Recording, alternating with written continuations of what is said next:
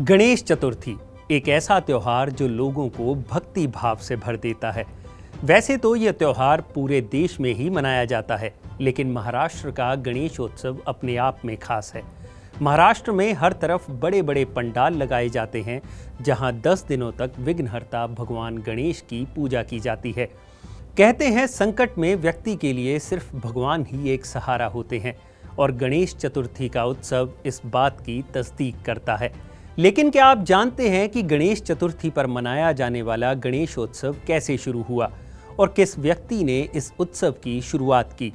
आपको ये जानकर भी हैरानी होगी कि आज़ादी की लड़ाई में भी गणेश उत्सव का काफ़ी अहम रोल रहा है। तो चलिए आज बात करते हैं गणेश उत्सव के उस इतिहास की, जिसे जानने के बाद आप इस बात पर और यकीन करने लगेंगे कि सचमुच भगवान गणपति ही असल विघ्नहर्ता हैं, जिन्होंने लोगों के साथ साथ पूरे मुल्क की समस्या को हल करने में मदद की। नमस्कार, मेरा नाम है भूपेंद्र सोनी और आप देख रहे हैं अनकट। ये किस्सा शुरू होता है साल 1857 से, जब ईस्ट इंडिया कंपनी के खिलाफ सिपाहियों ने विद्रोह कर दिया। इस विद्रोह को सिपाही विद्रोह भी कहा जाता है। हालांकि अंग्रेजों ने अपनी कूटनीति से उस विद्रोह को तो दबा दिया था, लेकिन भारत के क्रांतिकारियों और आम लोगों को लेकर उनकी चिंता बढ़ चुकी थी।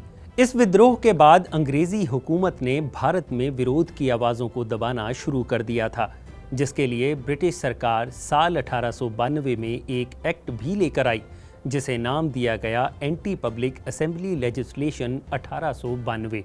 यानी भारत में इस एक्ट के बाद सोशल रैलियों पर रोक लगा दी गई और लोगों को किसी भी पॉलिटिकल एजेंडे पर इकट्ठा होने से मना कर दिया गया।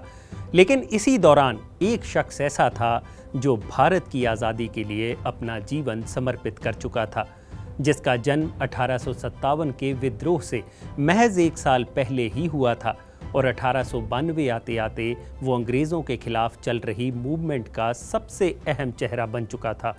हम बात कर रहे हैं लोकमान्य बाल गंगाधर तिलक की, जिन्हें अंग्रेज़ों ने the father of Indian unrest कहा, तो महात्मा गांधी ने उन्हें मेकर ऑफ मॉडर्न इंडिया कहकर सम्मान दिया। तिलक उन दिनों इस बात पर विचार कर रहे थे कि कैसे लोगों को स्वराज पर चर्चा करने के लिए इकट्ठा किया जाए।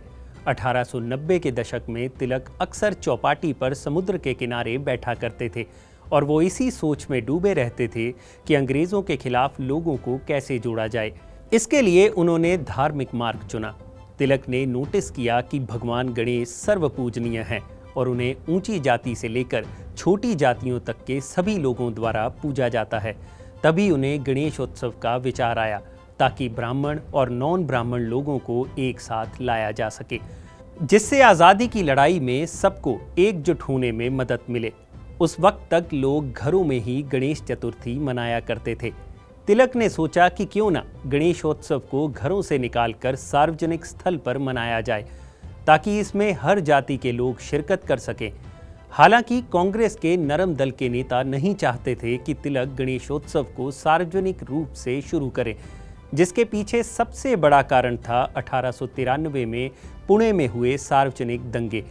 ऐसे में तिलक को गर्म दल के नेताओं जैसे लाला लाजपत राय, बिपिन चंद्र पॉल, अरविंदो घोष, राज नारायण बोस और अश्विनी कुमार दत्त का साथ मिला, जिसके बाद तिलक ने साल 1893 में सार्वजनिक तौर पर भगवान गणेश की बड़ी प्रतिमा के साथ महाराष्ट्र के गिरगांव में सबसे पहला मंडल बनाया, जिसे नाम दिया गया केशवी नायक चौल सार्वजनिक गणेशोत्सव मंडल। बस यहीं से गणेशोत्सव को सार्वजनिक तौर पर मनाने की प्रथा शुरू हुई। हालांकि कई हिस्टोरियंस का कहना है कि सार्वजनिक रूप से गणेशोत्सव प्राचीन काल में भी मनाया जाता था, लेकिन धीरे धीरे ये प्रथा विलुप्त हो गई। फिर मराठा अंपायर के दौरान छत्रपति शिवाजी ने गणेशोत्सव को बड़े पैमाने पर मनाने की प्रथा शुरू की, क्योंकि भगवान गणेश पेशवाओं के कुल देवता थे।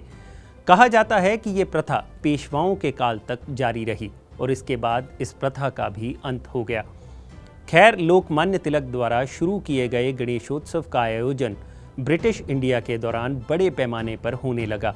इन आयोजनों में अंग्रेजी हुकूमत की नीतियों को खारिज करने पर चर्चा होती थी और साथ ही स्वतंत्रता सेनानियों के बलिदानों को याद किया जाता था। इन आयोजनों में भारत को आज़ाद करवाने की रणनीति पर भी विचार होता और तिलक से प्रभावित अलग अलग राज्यों से आए कई स्वतंत्रता सेनानी इस आयोजन के दौरान लोगों को संबोधित करते और स्वराज को लेकर उनमें जोश भरने का काम करते। इस तरह गणेशोत्सव का इस्तेमाल स्वतंत्रता सेनानियों ने अंग्रेजों के खिलाफ लड़ाई लड़ने के लिए किया।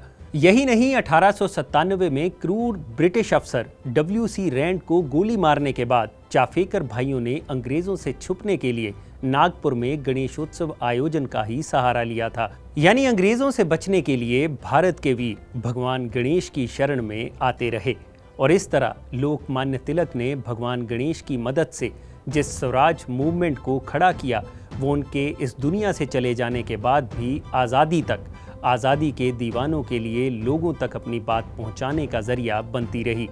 और आज आज़ाद भारत में भी बाल गंगाधर तिलक द्वारा शुरू की गई ये धार्मिक मुहिम करोड़ों लोगों को भक्ति भाव से भर रही है। अगर गणेश उत्सव से जुड़ी ये जानकारी आपको पसंद आई तो इस वीडियो को लाइक और शेयर ज़रूर करें और जानकारी से भरे ऐसे ही और वीडियोस देखने के लिए आप सब्सक्राइब करें हमारा चैनल अनकट।